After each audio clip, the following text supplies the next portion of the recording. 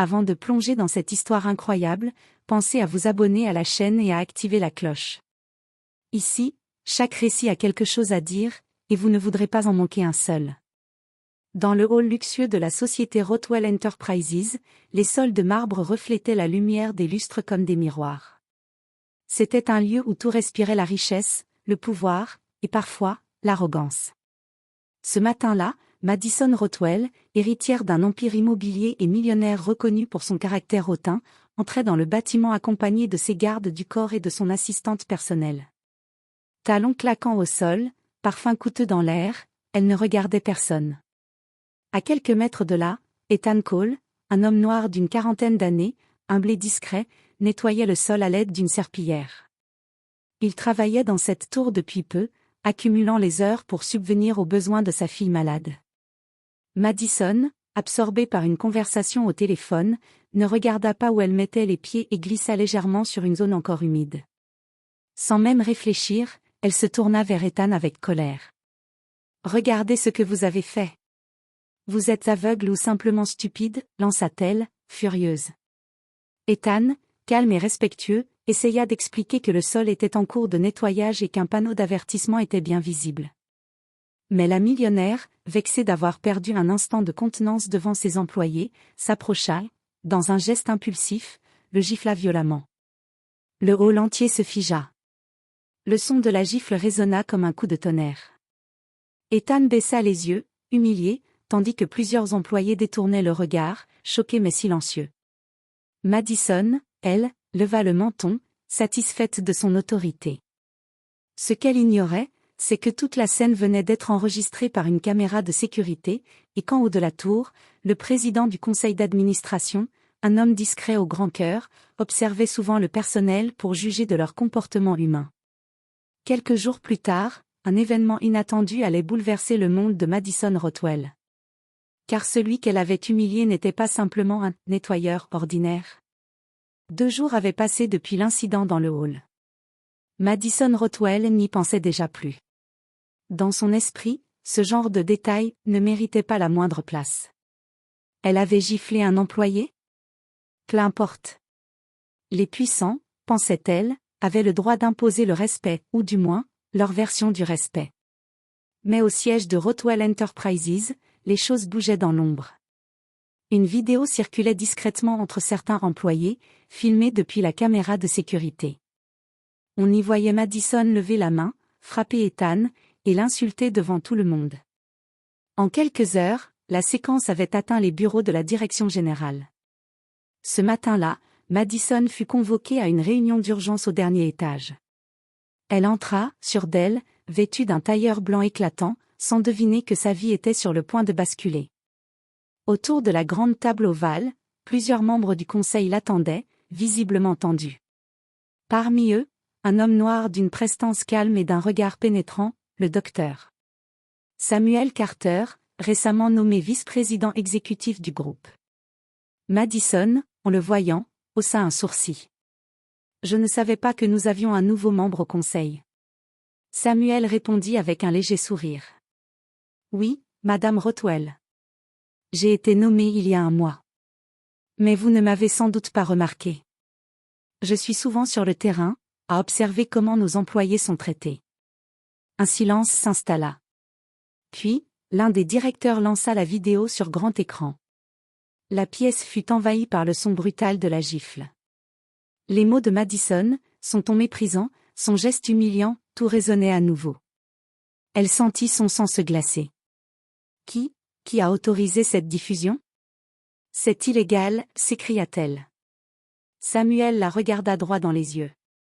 Ce n'est pas illégal quand il s'agit d'une enquête interne pour comportement abusif. Et surtout, quand la victime travaille pour nous sous couverture. Madison fronça les sourcils. Sous couverture ? Que voulez-vous dire ? Samuel se leva lentement. L'homme que vous avez giflé s'appelle Ethan Cole. Il n'est pas un simple nettoyeur. Il est le responsable de l'audit social du groupe, un poste clé chargé d'évaluer le comportement éthique de nos dirigeants et de nos employés envers le personnel subalterne. Le souffle de Madison se coupa. Le sol sembla se dérober sous ses pieds. Samuel continua, sans hausser le ton. Vous avez failli à tout ce que représente notre entreprise. Vous avez humilié un homme honorable, sous les yeux de dizaines de témoins. Et maintenant, nous devons décider de votre avenir au sein de Rothwell Enterprises. Les regards autour de la table étaient lourds. Madison, pour la première fois depuis longtemps, ne trouva plus de mots.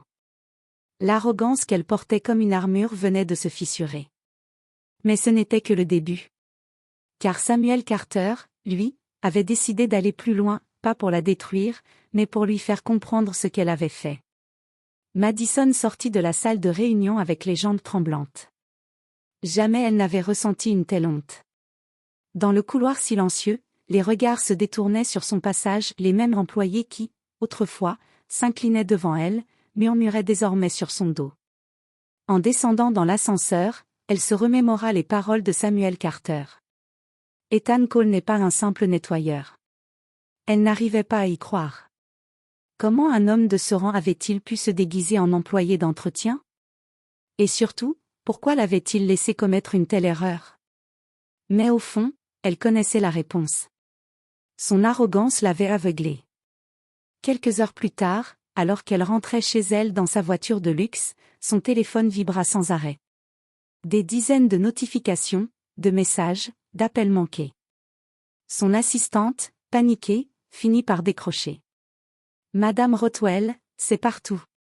La vidéo, elle a fuité sur les réseaux sociaux. Madison sentit son cœur s'arrêter. Elle alluma son téléphone.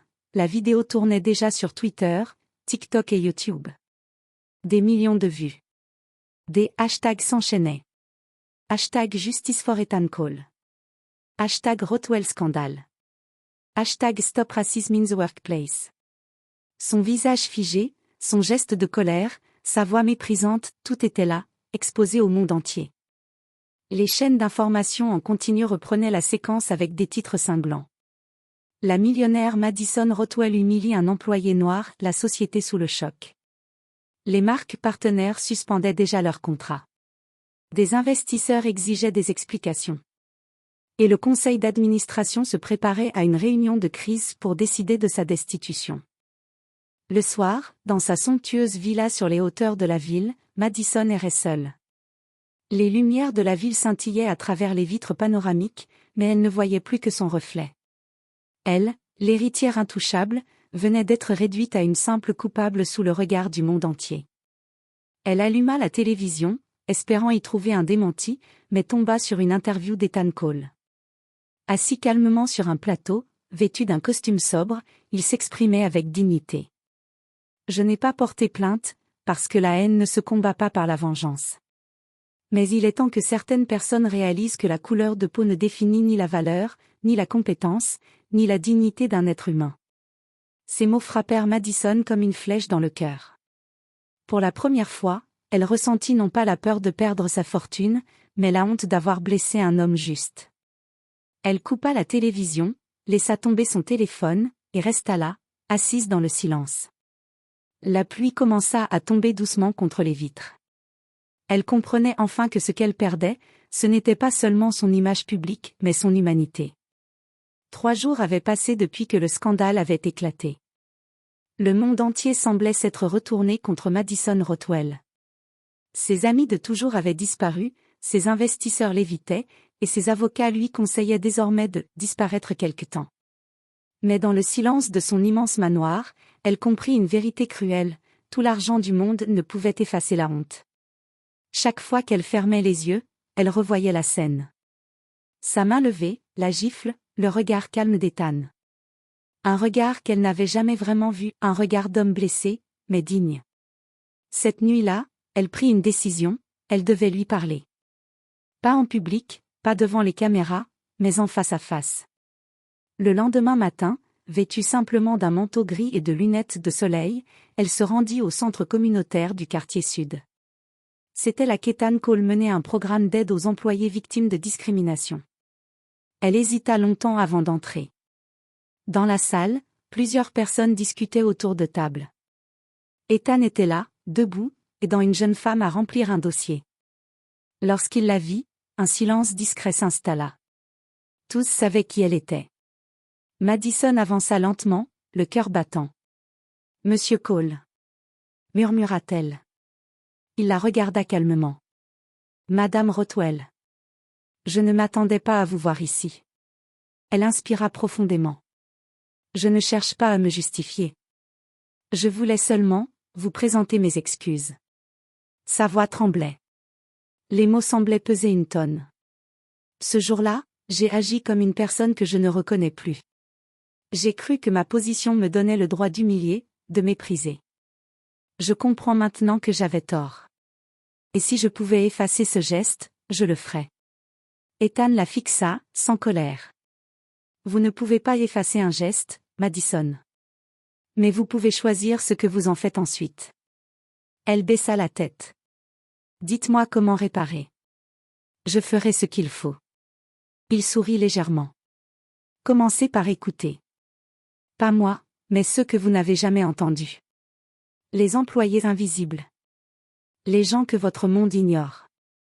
Il désigna la salle autour d'eux, des femmes de ménage, des agents de sécurité, des livreurs. C'est ici que vous pouvez commencer à comprendre. Madison sentit une larme couler sur sa joue. Pour la première fois depuis longtemps, elle ne se sentait plus au sommet d'une tour d'argent, mais au niveau du sol, celui où vivent les vraies personnes. Ethan lui tendit une brochure du programme. Si vous êtes sincère, venez demain. Pas en tant que donatrice. En tant que bénévole. Elle prit le papier, les doigts tremblants. Je viendrai. Et ce soir-là, alors qu'elle quittait le centre sous un ciel orangé, Madison Rothwell comprit que le pardon n'était pas une faveur à recevoir, mais un chemin à mériter. Le lendemain matin, à cette heure précise, Madison Rothwell se présenta de nouveau au centre communautaire. Cette fois, elle n'était pas venue avec sa voiture de luxe, ni ses gardes du corps. Elle portait un simple jean, une chemise blanche et des baskets. Ses cheveux étaient attachés, son maquillage absent. Certains la reconnurent tout de suite. Des murmures parcoururent la salle. C'est elle, la femme de la vidéo. Mais Madison ne répondit rien. Elle savait que ses regards étaient mérités. Ethan vint à sa rencontre, le regard toujours calme. Vous êtes venu. Elle hocha la tête. Je vous ai dit que je voulais comprendre. Je ne veux pas fuir. Il lui remit une paire de gants et un badge. Aujourd'hui, vous allez aider à la cuisine. Distribution de repas pour les sans-abri. Ce n'est pas compliqué, mais c'est important. Madison accepta sans discuter. Les premières heures furent étranges. Elle, qui avait l'habitude d'être servie, se retrouvait à servir. Elle essuyait les tables, préparait des assiettes, portait des caisses de fruits. Ses mains, autrefois couvertes de bijoux, sentaient maintenant le désinfectant et la soupe. Mais plus les heures passaient, plus elle se sentait différente. Les sourires reconnaissants, les « merci » sincères, les regards pleins d'humanité qu'elle recevait, lui rappelaient une émotion qu'elle croyait disparue, la paix intérieure. À la fin de la journée, alors que le centre fermait, Ethan s'approcha d'elle. Vous savez, quand j'ai appris que la vidéo avait fuité, je ne voulais pas qu'on vous détruise. Madison le regarda, étonnée. Pourtant, c'est ce qui est arrivé. Oui. Mais parfois, il faut tout perdre pour apprendre à tout reconstruire autrement. Il marqua une pause. Vous avez eu le courage de venir ici, de travailler, d'écouter.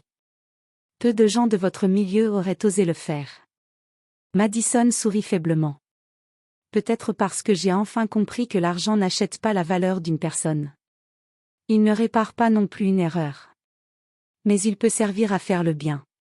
Et c'est ce que je veux désormais. Ethan hocha la tête, impressionné. Alors commencez par ce centre. Nous avons besoin de fonds pour agrandir la cantine, pour aider davantage de familles. Mais si vous le faites, faites-le pour eux, pas pour laver votre image. Je vous donne ma parole, répondit-elle simplement. Ce soir-là, Madison rentra chez elle différente. Elle regarda ses trophées, ses portraits, ses bijoux, et sentit soudain un vide immense. Tout ce luxe n'avait plus aucun sens. Alors, elle prit une décision qu'aucun magazine ne verrait venir, elle vendrait une partie de sa fortune pour créer une fondation au nom d'Ethan Cole, dédiée à la lutte contre la discrimination et à la valorisation du travail humain. En appuyant sur « Confirmer le virement », elle sentit pour la première fois depuis des années que son cœur était léger. Elle n'était plus la Madison Rothwell d'autrefois. Elle devenait enfin une femme capable d'aimer, d'écouter et de réparer. 3 mois plus tard. L'affaire Rothwell contre Cole avait secoué le pays, mais le temps avait commencé à apaiser les passions. La vidéo avait disparu des tendances, remplacée par d'autres scandales, mais pour Madison, les cicatrices demeuraient. Elle avait tenu parole. Le centre communautaire avait reçu un financement colossal. Une nouvelle aile portait désormais le nom de « Fondation Ethan Cole », dédiée à la réinsertion professionnelle et à la lutte contre les inégalités raciales au travail. Ce jour-là, une conférence de presse avait été organisée pour inaugurer le lieu. Caméras, journalistes, bénévoles, habitants du quartier, tous attendaient. Et, pour la première fois depuis le scandale, Madison Rothwell allait parler publiquement. Lorsqu'elle monta sur scène, la salle se tut. Elle ne portait ni bijoux, ni vêtements de créatrice. Juste une robe simple, et un regard plein d'émotions contenues. Elle prit la parole d'une voix douce, un peu tremblante. Il y a quelques mois, j'ai commis un acte impardonnable. J'ai humilié un homme, non pas parce qu'il avait tort, mais parce que je pensais valoir plus que lui. Ce jour-là, j'ai découvert la pire version de moi-même. Un silence pesant suivit ces mots. Les caméras cliquetaient. Mais cet homme n'a pas cherché à se venger. Au lieu de me haïr, il m'a tendu la main. Il m'a appris la valeur de l'écoute, du respect, et du pardon. Sans lui, je ne serais pas ici aujourd'hui. Elle marqua une pause, puis ajouta. Cette fondation n'est pas un geste de charité. C'est un engagement. Un moyen de transformer la honte en espoir, l'erreur en leçon, et la peur en force. À cet instant, le public se leva doucement pour l'applaudir. Et, au fond de la salle, Ethan Cole s'avança. Il monta sur scène, la rejoignant sous les flashs des appareils photo. Madison se tourna vers lui, les yeux humides. Merci. Pour tout. Pour m'avoir donné la chance de redevenir humaine. Ethan posa une main sur son épaule. Vous n'avez pas seulement changé, Madison. Vous avez inspiré d'autres à réfléchir. Et ça, c'est plus fort que n'importe quelle gifle. Un léger sourire naquit sur leur visage. Les applaudissements redoublèrent, cette fois sincères, chaleureux. Dans ce moment suspendu, 2 mondes autrefois opposés se rejoignaient, celui du pouvoir et celui de la dignité. Lorsque la conférence prit fin, Madison quitta la scène sans triomphe, mais avec une paix nouvelle. Elle savait que le pardon ne s'obtenait pas en un jour, mais qu'elle marchait désormais sur la bonne voie.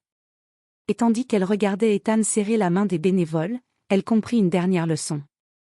Le vrai pouvoir ne réside pas dans la richesse ou le statut, mais dans la capacité d'un cœur à reconnaître ses fautes, à se relever, et à aimer malgré tout.